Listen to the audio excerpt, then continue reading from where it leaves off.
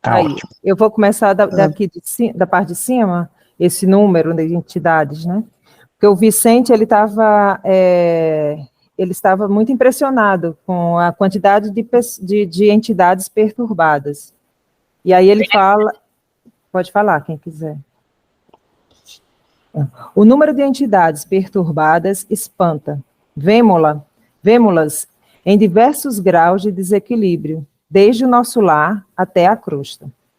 Aniceto sorriu e falou em tom grave. Devemos esmagadora percentagem desses padecimentos à falta de educação religiosa. Não me refiro, porém, àquela que vem do sacerdócio, ou que parte da boca de uma criatura para os ouvidos, ou que parte da boca de uma criatura para os ouvidos de outra. Refiro-me à educação religiosa, íntima e profunda, que o homem nega sistematicamente a si mesmo. A gente acabou de falar sobre o curso, né, lá da comunhão, que são oferecidos, olha aí. Ó. É interessante essa parte, porque ele não fala de você se religar, a religião é o religar-se, né? Ele não fala de você estar sempre só numa instituição, digamos assim, mas de você fazer uma ligação íntima. É você autoeducação. Uma autoeducação, exatamente. É você se ligar, você tá disposto a ter essa ligação com o alto, com o divino, né? Você procurar se educar nesse sentido, de buscar algo mais, algo além, algo acima. É tão profundo e a gente tem uma cultura tão assim difícil, e a gente quebrar paradigmas não é fácil. Eu costumo falar, né, do sino. O sino da igreja, ele não está batendo para chamar você para dentro da igreja, lá do prédio físico, mas é dentro da igreja interior. O sino, ele tem que reverberar, você fechar os olhos, deixar ele reverberar e você mergulhar dentro do nosso íntimo, né? Nós mergulharmos no nosso íntimo. É isso que ele fala, né? A educação religiosa que vem da alma, que vem do exercício da caridade, né? De estar se preparando para poder ajudar adequadamente, servir adequadamente. Que rico. É interessante dessa parte, porque uma vez uma amiga minha disse assim, nossa, eu queria tanto acreditar em alguma coisa, porque eu acho que nessas horas que ela estava passando por um momento difícil, nessas horas mais difíceis, seria mais fácil ter algo a que se ligar. Aí eu disse, não custa tentar, você pode procurar a partir de então, né, já que está sentindo essa falta. Pois é, a gente pode até afastar de Deus, de uma certa forma, né? Até pensar que a gente afasta, né? Mas Deus não afasta da gente nunca. Quando a gente fecha os olhos e mergulha no fundo da nossa alma, a gente sempre vai encontrar Cristo em nossos corações, né? Também me lembra uma vez que disseram, eu não acredito em Deus. Aí a pessoa respondeu, você não acreditar, tudo bem, mas ele, se deixasse de acreditar em você, você estava lascado. Por aí. Vou continuar. Observando e trabalhando sempre, Aniceto considerou. Aqui não comparecem apenas os desencarnados enfermos. Reparem os encarnados igualmente. Entre o nosso círculo e a Assembleia dos Irmãos Corporificados, a percentagem de trabalhadores em relação ao número de doentes e necessitados é quase a mesma. Designando um cavalheiro aprumado e bem posto, que se mantinha em palestra com o senhor Bentes, doutrinador naquele grupo, acrescentou. Vejam este amigo, rodeado de sombras, em conversação com um colaborador de nossa irmã Isabel. Ouçam-lhe a palavra. Depois ajuizem. Com efeito, o cavalheiro indicado rodeava-se de pequenas nuvens, mormente ao longo do cérebro. Fixando nele a atenção, eu o ouvia distintamente. Há muito, asseverava com ênfase. Frequento as reuniões espíritas. à procura de alguma coisa que me satisfaça. No entanto, e sorriu irônico, ou minha infelicidade é maior do que dos outros, ou estamos diante de mistificação mundial. Atento à respeitosa atitude do orientador encarnado, prosseguia orgulhoso.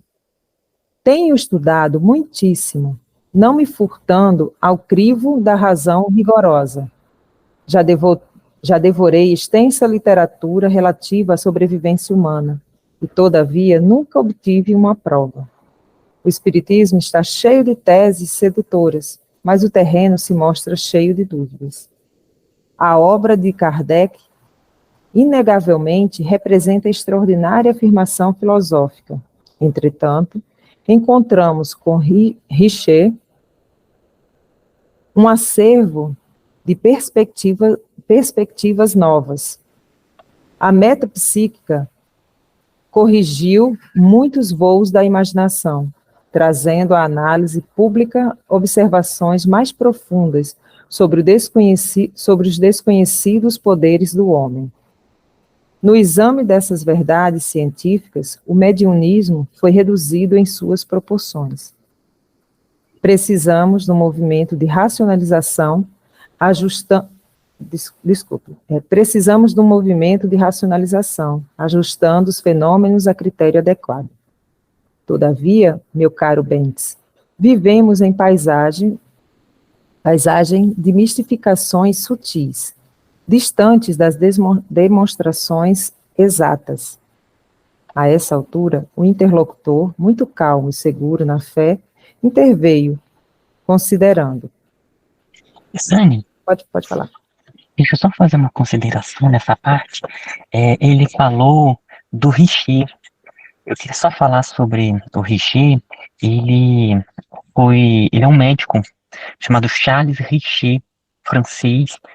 Ele é um ganhador do Prêmio Nobel de Medicina. E ele desenvolveu um trabalho muito interessante chamado Metapsíquica, aonde ele levou para a universidade pesquisas relacionadas à materialização, a vários fenômenos mediúnicos, e procurou trazer para a universidade pesquisas nesse aspecto da espiritualidade. É um pesquisador muito interessante. Eu acho que ele realmente foi bem ousado, e ainda mais para um prêmio Nobel. Então, é um aspecto interessante, assim, né, que eu vi aqui que ele citou. Aí eu só quis, então, compartilhar essa parte histórica aí da figura do Charles Richer. E na academia, na universidade, houve um outro cientista famosíssimo também que chegou a levar claramente para a universidade a ideia da existência do espírito e da consciência após a morte, que é um chamado William Crookes. William Crookes também é um cientista famosíssimo, inclusive ele ganhou o título de Sir pela rainha da Inglaterra, em inglês, e ele também fez várias pesquisas ligadas à materialização, sabe? Então, essa tentativa, assim, de mostrar que é um fenômeno real e que está baseado em leis naturais. Então, igual nós temos as leis naturais aqui, da matéria, da energia, existem essas outras leis que um dia vai estar sendo muito bem aceita, muito bem estudada. Então, era só isso que eu queria compartilhar aí da figura do Charles Richer. Na FEB tem um livro que é a biografia dele, o Charles Richer. E é bem interessante, né? Quem se interessar. Que bênção, Ismael. E o William, o que você falou? William Crookes. Crookes, C-R-O-O, acho que é com 2 Os. Crookes. Aí K-E-S, se eu não me engano. William Crookes. Graças, gratidão, Ismael. Como é importante, né, ter uma pessoa para nos orientar, porque eu passei aqui como se fosse uma pessoa qualquer que encontraram lá, né, e não via a importância. Ele fala da metapsíquica, né, que corrigiu muitos voos da imaginação, trazendo análise pública e observações mais profundas sobre os desconhecidos poderes do homem. Olha que interessante. E você chamou a atenção, e eu tinha passado batido. Graças, Ismael. Ele foi uma pessoa importante nessas pesquisas porque ele foi um ganhador do Prêmio Nobel. Então, ele era já muito conceituado. E depois da metapsíquica surgiu a parapsicologia. Então, a parapsicologia surge muito dos trabalhos do Charles Richer, sabe? Olha que benção. Gratidão. Continuar. A essa altura, o interlocutor, muito calmo e seguro na... Peraí, que eu acho que eu já li isso. Não, é isso mesmo, é aí mesmo. Não, é aqui, tá certo. É porque eu parei... Ui, agora eu saí do lugar. Deixa eu olhar onde é que você está. Aí mesmo, a essa altura, estou muito calmo. Não, mas eu estou lendo no outro, porque a letra aqui está pequena para mim. Estou lendo no meu mesmo. A essa altura, o interlocutor, muito calmo e seguro na fé, interveio, considerando. Concordo, doutor Fidelis, em que o espiritismo não deva fugir a toda espécie de considerações sérias. Contudo, creio que a doutrina é um conjunto de verdades sublimes que se dirigem de preferência ao coração humano.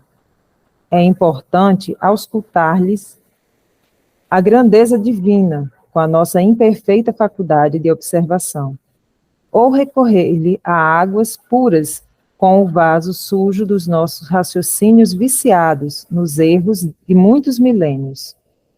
Aos demais, temos aprendido que a revelação de ordem divina não é trabalho mecânico, em leis de menor esforço. Lembremo-nos que a missão do Evangelho, com o Mestre, foi precedida por um esforço humano de muitos séculos. Antes de morrerem os cristãos nos circos do martírio, quantos precursores de Jesus foram sacrificados? Primeiramente, devemos construir o receptáculo. Em seguida, alcançaremos a bênção. A Bíblia, sagrado livro dos cristãos, é o encontro da experiência humana cheia de suor e lágrimas, consubstanciada no Velho Testamento, com a resposta celestial, sublime e pura no Evangelho do nosso Senhor.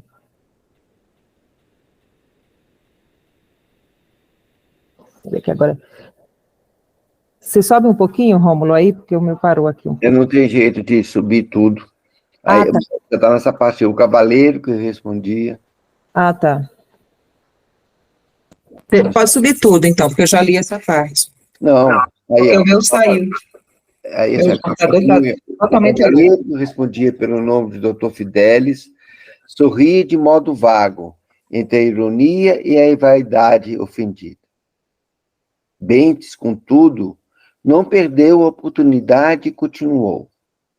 Se todo o serviço sério da existência humana é alguma coisa de sagrado aos nossos olhos, que dizer da expressão divina no trabalho planetário? O que dizer da expressão divina no trabalho planetário?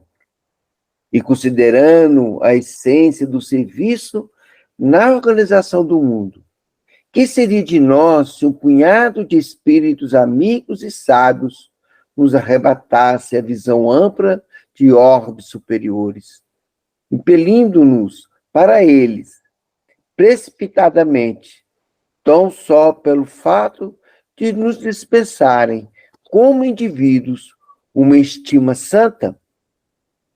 Estaríamos preparados para a mudança radical? Saberemos o que venha a ser vida no orbe superior? Teremos trabalhado bastante para entender divinos desígnios? E a Terra? E as nossas milenárias dívidas para com o planeta que nos tem suportado as imperfeições? Como resistir nos andares mais altos sem drenar os pântanos que fazem aí embaixo? Estas considerações tornam-se imprescindíveis no exame de argumentação como a sua, porquanto não poderemos ajuizar com precisão as correntes generosas de um rio caudaloso, observando tão somente as gotas recolhidas no dedal das nossas limitações. Eu estou lembrando que agora, lendo esse pedaço, o Silvio falou para a gente ontem com tanta sabedoria. Que bênção. Ele deu um exemplo de uma criança, né? Um neném. Ele primeiro vai se alimentar do leite materno, depois vai fazer a papinha, depois vai começar a comer legumes, uma comidinha, uma papinha sem condimentos, né? Até alimentar normal. E o Silvio deu esse exemplo como conhecimento. O conhecimento ele tem que vir paulatinamente. Eu fiz uma semelhança também do conhecimento que é muito interessante. É como uma pedra no rio. E meu pai falava assim, pedra que muito rola, não cria limo. Então, assim, não adianta ficar pulando de galho em galho, né? O rapaz aqui falando que ia ficar pulando de galho em galho, né? Não adianta. A essência é a mesma do cristianismo, tanto na Igreja Católica, como no Espiritismo, né? E as demais religiões, o budismo, o islamismo, é a bondade, é o servir, né? É preocupar com o próximo, é o ensinamento básico de tudo. Mas a gente ampliar esse conhecimento, a gente tem que ir devagarzinho, né? E a gente devagarzinho vai conhecendo o Charles Richard, o Willie Crookes, e aí vai. E a gente vai nos aprimorando. Mas muitos, como falou aqui no texto, né? Como antes da vinda do Cristo, quantos vieram? Quantos se martirizaram para preparar para o novo mundo, para o novo evangelho, né? É uma caminhada. Bom, continuemos. Você conseguiu achar aí, Sani? Consegui, posso até continuar. Mas se quiser, pode ficar à vontade. Eu estou à vontade para ouvir também. O pesquisador renitente acentuou a expressão irônica do rosto e revidou. Você fala como homem de fé, esquecendo que meu esforço se dirige à razão e à ciência. Quero referir-me às ilações inevitáveis da consulta livre, às farsas mediúnicas de todos os tempos. Você está informado de que os cientistas inúmeros examinaram as fraudes dos mais célebres aparelhos dos mais célebres aparelhos do mediunismo na Europa e na América. Ora, que esperar de uma doutrina confiada a mistificadores continentais? Alguém quer falar alguma coisa? Bentes. Vamos continuar. Bentes respondeu, muito sereno e ponderado. Está enganado, meu amigo. Estaríamos laborando em erro grave se colocássemos toda a responsabilidade doutrinária nas organizações mediúnicas. Os médios são simples colaboradores do trabalho de espiritualização. Cada um responderá pelo que fez das possibilidades recebidas, como também nós seremos compelidos a contas necessárias algum dia. Não poderíamos cometer o abuso de atribuir a concentração de todas as verdades divinas somente na cabeça de alguns homens, candidatos a novos cultos de adoração.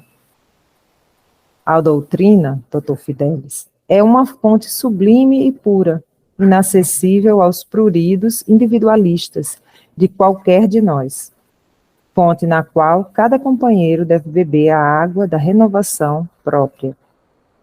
Quanto às fraudes mediúnicas a que se refere, é forçoso reconhecer que a pretensa infalibilidade científica tem procurado converter os mais nobres colaboradores dos desencarnados em grandes nervosos. Peraí que eu estou lendo aqui errado. É forçoso reconhecer que a pretensa infalibilidade científica tem procurado converter os mais nobres colaboradores dos desencarnados em grandes nervosos ou em simples cobaias de laboratório. Os pesquisadores, atualmente batizados como metapsiquistas, são estranhos lavradores que exameiam no campo de serviços sem nada produzir e de fundamentalmente útil. Inclinam-se para a terra, contam os grãos de areia e os vermes invasores, determinam o grau de calor e estudam a longitude, observam as disposições climáticas e anotam as variações atmosféricas, mas, com grande surpresa para os trabalhadores sinceros, desprezam a semente. O interlocutor deixou de sorrir e observou. Vamos ver. Espero a mensagem dos meus com os sinais iniludíveis da sobrevivência após a morte. Aniceto nos tocou de leve. Dani, Pode falar. queria só fazer um comentário, foi tão profunda essa parte, porque foi isso mesmo, né? Pelo fato dele querer estudar, e ele fez o estudo dos vários parâmetros que poderiam influenciar questões ligadas à consciência, tanto que deu origem depois à parapsicologia, que continuou seguindo esse caminho. Ele não se aprofundou muito no aspecto da reforma íntima, da questão da evolução espiritual, que é o ponto central do, do caminho evolutivo, do caminho do espírito, e fica muito ligado ao fenômeno, né? Então, essa consideração é importante e serve para nós, às vezes, quando a gente fica um pouco deslumbrado com fenômenos, mas lá no fundo é o amor, né? O amor ao próximo, o cumprir o seu papel aqui nesse plano, que é o que de fato é o é, é o que não digo que é o que vale, é o que vale a pena, é o nosso papel aqui, sabe? E para não ficarmos às vezes deslumbrados ou distraídos com tantas e tantas informações que nós temos, e esquecermos que o ponto mais importante, que é esse trabalho interno de melhoria mesmo, sabe? Foi bom você parar para a gente até fazer algumas considerações nesse ponto, porque eles falam da parte científica, né, que com suas métricas todas vai tentando analisar de uma forma científica, cheia de parâmetros, de métricas, enfim. E dessa forma você não vai conseguir chegar a uma conclusão viável, porque você tem que ter um sentimento, você tem que ter uma amplitude de visão, de consciência, né? E a ciência, hoje, eu acho que tenta, né, se aproximar mais nesse campo. Hoje em dia, existem muitos trabalhos ligados à mente, e que eu acho que vai abrir mais, até a parapsicologia mesmo já tem uma ligação maior com a parte divina da coisa, mas eu acho que ainda tem uma caminhada por aí. E isso que você falou com relação ao amor, eu acho que todo esse evangelho, toda essa parte do espiritismo, que veio do Kardec, para tentar mostrar que existe uma continuidade, e o que todo mundo aqui, o que que eu estou fazendo aqui, né? O que que eu vim fazer aqui? Qual é o meu papel na Terra? Eu acredito que o nosso papel seja muito de nossa reforma e nosso aprendizado. E o amor é parte de tudo isso. É o que permeia tudo. É o que permeia você se reformar, o amor que você vai ter por si mesmo e o amor que você vai ter pelos outros. É difícil você amar o outro quando você não se ama.